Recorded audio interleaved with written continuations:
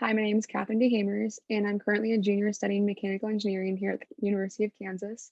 I'm originally from Leawood, Kansas, where I went to Scion High School. But now, as a junior, I'm also involved in research, which is great because after I graduate with a degree in mechanical engineering here, I plan to go to law school. And so a lot of people kind of wonder where that connection is between engineering and law school. And well, it's great because I feel like engineering has so many other applications besides just solely engineering, whether that's in business, medicine, or law. Just for a few examples, I want to become a lawyer because I want to help become a patent attorney. And what that means is I basically help protect the rights, the intellectual rights of the inventors, of the engineers, of the companies that create new inventions.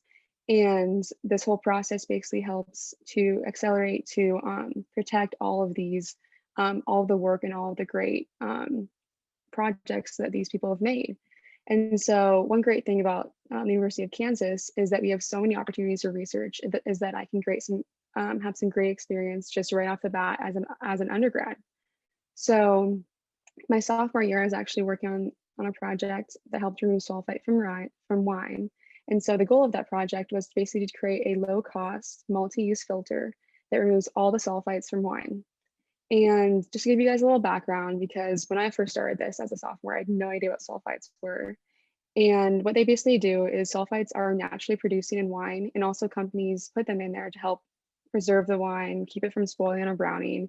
Really, they're not all bad, but unfortunately, approximately 500,000 Americans suffer from sulfite sensitivities.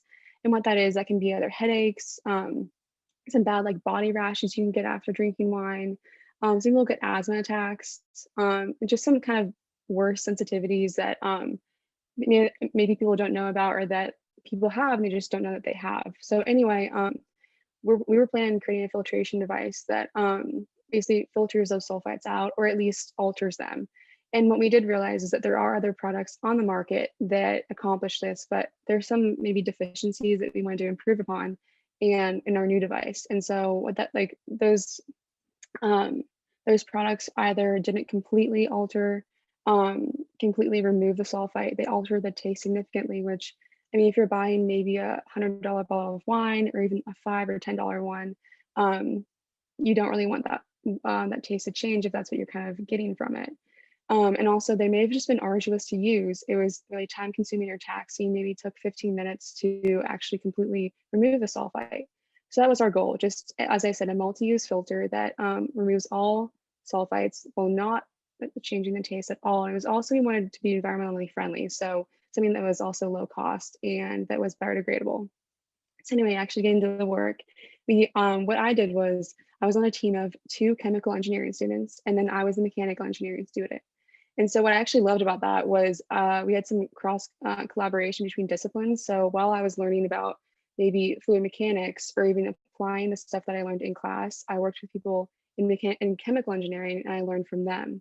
So what I really did in this project was I used a 3D printer to construct the physical device. And in the picture, just the little red background, you can see a little bit of the device. I couldn't really show it due to some intellectual property rights, but it was great because I could actually use a 3D printer and use some knowledge that I gained in my first freshman class, which we take as ME 228, which is like a design and modeling class, and to construct the physical device. And so that was great because I got to have hands-on work and see it actually be impactful. And then from there on, I tested characteristics such as flow rate and fracturing of the device. And some flow rate data is just in that little table right there on the side.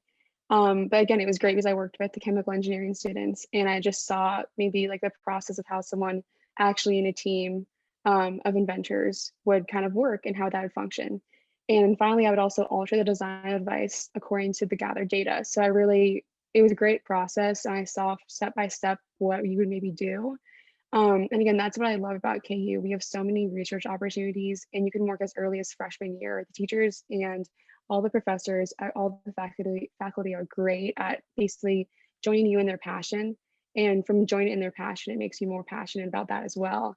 It opens up new avenues for you. And so that's what I've really gathered from this. I think that that's one of KU Engineering's greatest resources, just our research department. So yeah, thank you.